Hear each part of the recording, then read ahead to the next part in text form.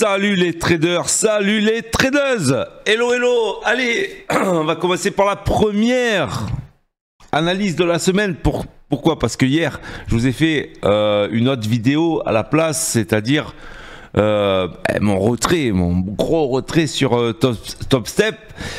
Donc, vous pouvez, si vous ne l'avez pas vu, allez-y, c'est la vidéo précédente.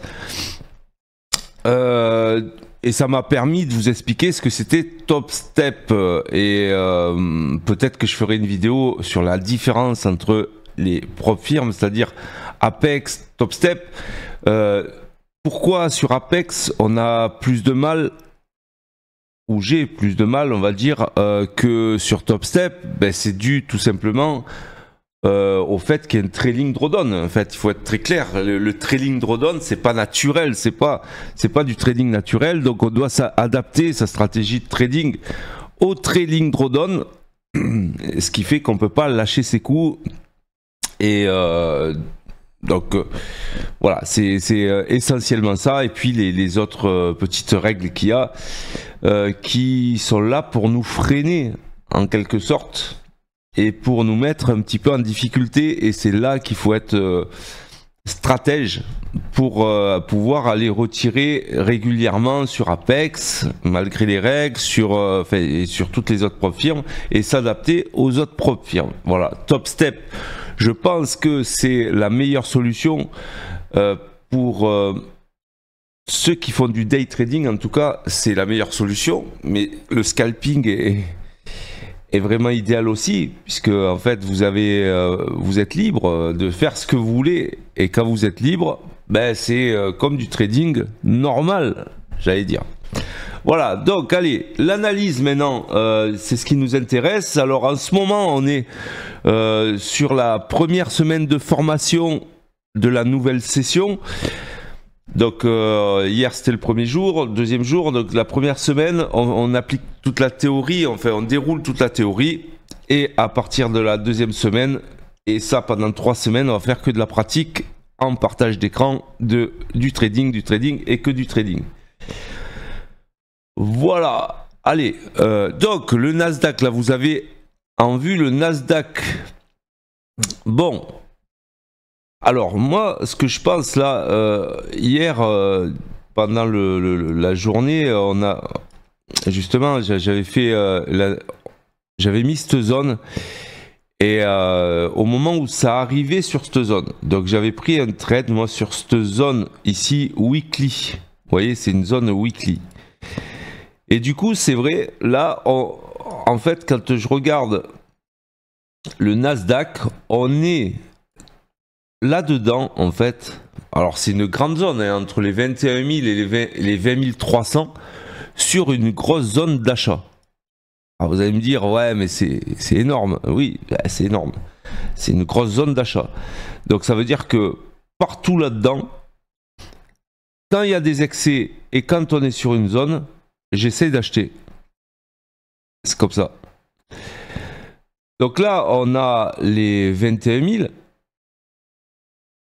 Et vous voyez qu'on est venu taper cette zone weekly vraiment très fort hier. On a rebondi vraiment très fort. Et aujourd'hui, on a un gap haussier et qui nous amène au-dessus des 21 000. Donc le plan, il va être clair. Ça, c'est l'analyse. Mais le plan de trading, il va être clair. Tant que je reste au-dessus des 21 000, j'achète. Si on revient sur ces zones-là, j'achète.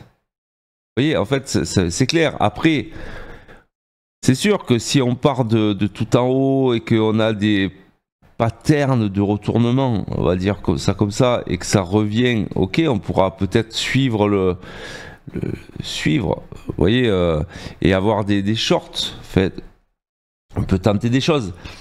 Mais moi, ce que je pense, c'est que je vais être priorité à l'achat sur des excès baissiers. Sur des excès baissiers. Alors là, je suis en weekly, donc ok, on va zoomer un petit peu. Donc là, je suis en daily. En daily, vous voyez que la bougie d'hier, on est venu faire un gros excès sur cette zone. Et là, du coup, je vais attendre. Il est quelle heure? Il est 7h30. Donc, je vais attendre que ça fasse un petit peu le range matinal. Et on va voir ce qui va se passer. Mais c'est vrai que si ça revient dans la mèche d'hier, par exemple, ce sera pour moi une grosse opportunité d'achat. Alors, où acheter, j'en sais rien. Mais en tout cas, ça sera achat prioritaire. C'est vrai que c'est baissier, mais je pense que maintenant, on est sur des niveaux. Voilà. Voilà mon plan. Après, vous en faites ce que vous voulez. Alors, c'est sûr que tant qu'on reste au-dessus des 21 000, au-dessus de l'open, là, c'est pas de problème. Là, j'achète. Mais du coup, il peut y avoir, en fait, avant de partir tout là-haut, il peut y avoir une correction. La correction, je vais l'attendre peut-être sur les 20 900. Vous voyez, sur le volume profile ici, que vous avez à droite. Donc ça, c'est le volume composite. Vous voyez qu'on a un énorme niveau de volume ici, sur les 21 350. Donc, évidemment que ça sera peut-être une target, en fait, si on commence à partir haussier, ça sera sûrement même une target, ce gros niveau de volume. Sinon, si ça replie comme ça, regardez, on a un pic ici à 20 900, ça serait peut-être une belle reprise pour remonter vers tout là-haut. Voilà, donc de toute façon, moi je suis priorité à l'achat, même si c'est vrai qu'on est sur un mouvement très baissier, mais moi je pense que là on est sur des niveaux weekly et qu'il est temps peut-être de racheter. Alors juste un truc, c'est que on a une oblique qui est ici en 4 heures, là je suis en 4 heures, donc ça va faire une limite haute. Bien sûr que si c'est cassé, tant mieux, ça va dans mon sens, si c'est cassé à la hausse. Mais je vais me méfier parce que le matin, il peut y avoir un excès, justement, un retour baissier, là, et puis de reprendre un achat tout en bas, ça m'arrangerait encore plus parce que voilà, ça prendrait un peu de l'élan et on partirait de plus bas. Voilà où j'en suis. Donc moi je suis à l'achat, vraiment là je suis, regardez, j'ai une position en cours, une petite position en cours. Pour l'instant je suis acheteur. Si jamais ça vient contre moi, j'élimine mon trade et j'attends vraiment un repli sur les niveaux que je vous ai dit tout à l'heure. Vous voyez ce pic de volume à 20 900, ça m'arrangerait, ou alors pourquoi pas les 20 967, ce creux de volume, vous voyez.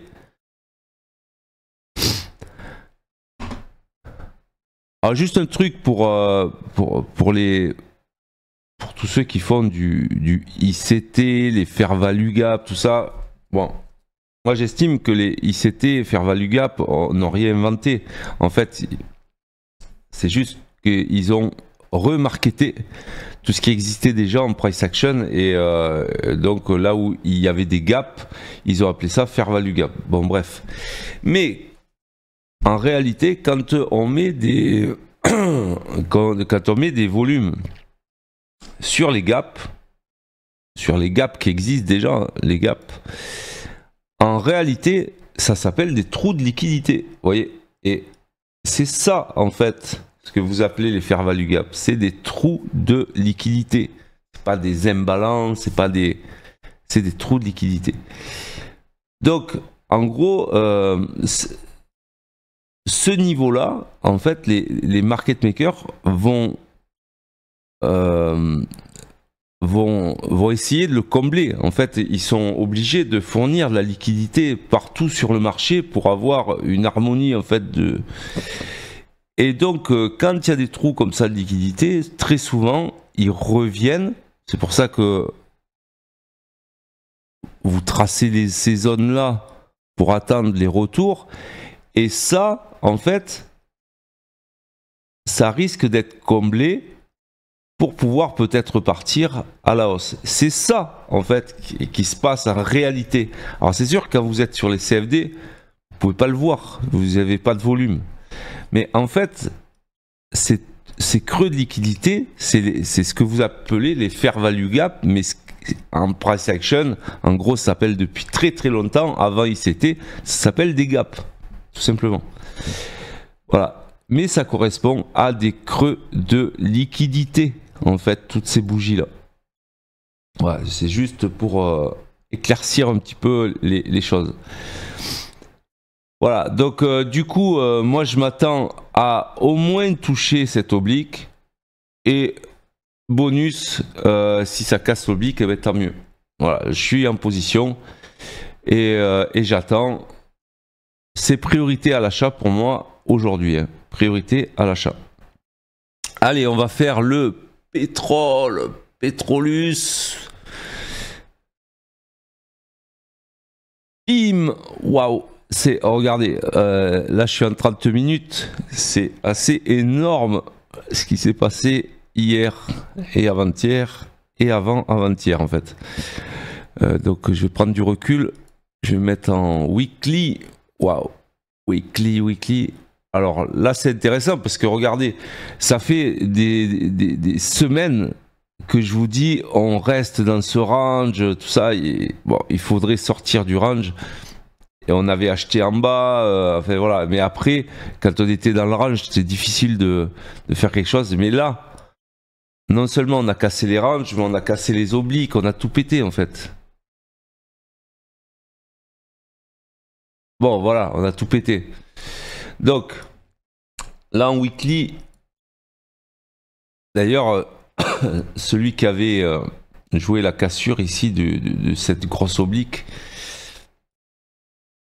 il a pu prendre toute la montée d'hier. Donc, du coup, alors les niveaux intermédiaires, c'est ceux-là en fait. Ok, les niveaux intermédiaires, mais en gros, jusqu'où va monter le pétrole? C'est ça le problème. On ne sait pas.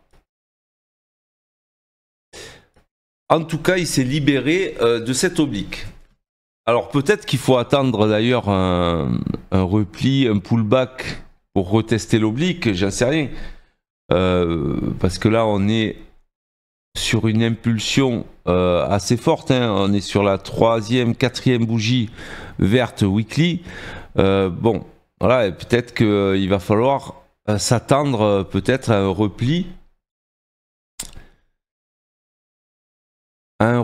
Donc là je suis en daily et en daily, et évidemment, je pense que là on est trop pour acheter, pour suivre la tendance en fait.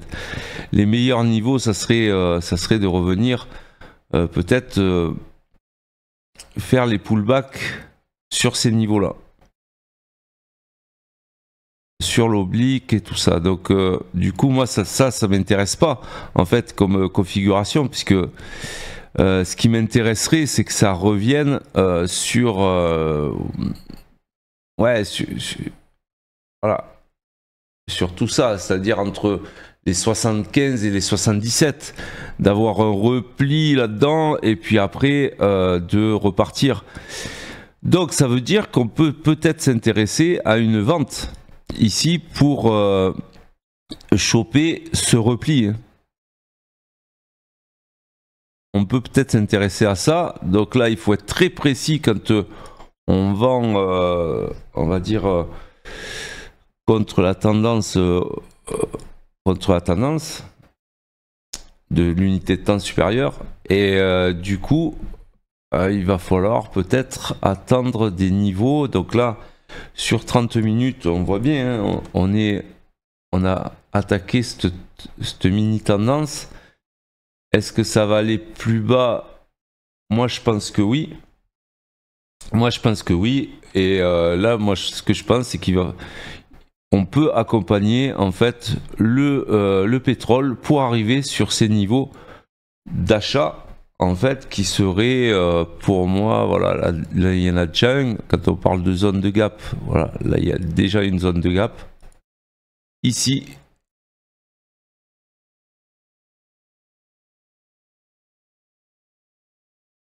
Voilà, entre les 76 80 et les 77 37. Et là, oui, là, à partir de tout là-haut, on peut viser cette zone. Et à partir de cette zone, on peut racheter, en quelque sorte. Voilà, le plan, en fait, voilà, ici, ça serait plutôt pour l'achat, et ici, ça serait plutôt pour la vente.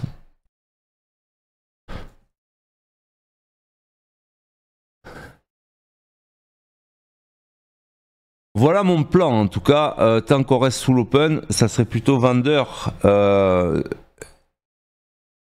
Voilà, tout là, ça serait plutôt vendeur et tout en bas, ça serait plutôt acheteur. Donc là, bah, je vais m'intéresser peut-être à une vente.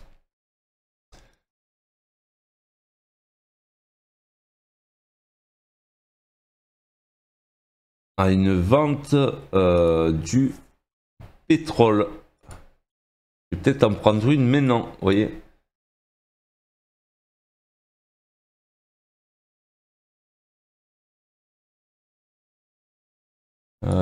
Tac, je programme. Parce que oui, je suis, bien sûr, le truc c'est que je fais des plans sur la comète, je fais des plans, mais je prends les trades. C'est ce qui nous différencie des analystes. Vous voyez, analyse, plan de trading, trading, je passe à l'action. Donc ouais, j'ai pris une vente.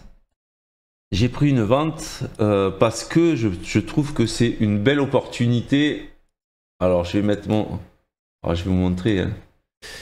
Je vais vous montrer. Ah bien sûr c'est sur mon compte PA. Voilà, je risque 130 $ pour gagner 800 $. Mais je trouve que là ça justifie de rentrer en position.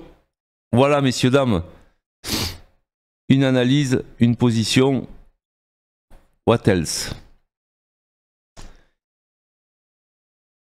Allez, on va passer au gold. Alors ça c'est mon plan, bien sûr vous faites ce que vous voulez. Alors comme c'est pas en direct, je suis tranquille, hein. Vous pouvez pas copier. Mais c'est que mon plan, c'est que mon avis. Faites-vous votre avis, faites vos analyses. Je suis pas là pour vous conseiller, je suis là pour vous montrer mes méthodes de travail. Hein. C'est une méthode un peu en entonnoir, hein, où on part, où ça devient après logique de prendre un trade. Alors le gold, regardez-moi ce gold en weekly, c'est énorme comme il est haussier. Énorme. Bon, après, il faut mettre un petit bémol parce que du coup, on est haussier, oui, mais là, on est dans une boîte. Hein, on est dans une boîte et on est plutôt en haut de la boîte, en weekly. Donc, on est haussier, oui, mais là, on n'est pas sur des niveaux d'achat. C'est pas pareil, hein, être haussier, d'accord, mais il faut être sur des niveaux d'achat. Et là, je trouve que on n'est pas là-dessus. Donc, du coup, en daily. Ouais, vous voyez, on est dans une boîte et on est plutôt en daily. Hier, ça a fait une grosse bougie impulsive. Je crois que, vous savez quoi, je crois que je vais faire l'impasse sur le gold. Je pense que s'il revient sur les niveaux, vous voyez, par exemple ici, sur les niveaux, les gros niveaux de volume. Alors là, je commencerai à m'intéresser au gold. Mais s'il reste tout là-haut, je trouve que ça sert à rien de prendre des risques. Il est au milieu d'un range, voilà. Ça serait plutôt mes zones où je vais mettre peut-être une alerte. Et si jamais on arrive sur ces zones-là, à ce moment-là, ça serait des niveaux d'achat. Donc les 26,30 et les 26,60 peut-être à regarder. Mais tout là-haut, non. On est très haussier. On a des signes où les vendeurs reviennent. Donc bon, voilà, on est tout en haut d'un range. Bon, vaut mieux attendre que ça développe un petit peu des mouvements pour prendre un trade. Là, je trouve que c'est pas assez bien placé. Surtout qu'on est encore au-dessus de l'open. Il y aurait peut-être, à la limite, peut-être un achat à faire ici sur le... Tant qu'on est au-dessus de l'open. L'open, ça s'achète. On va dire que... Ouais.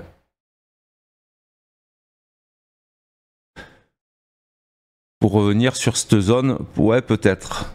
Alors, pourquoi pas?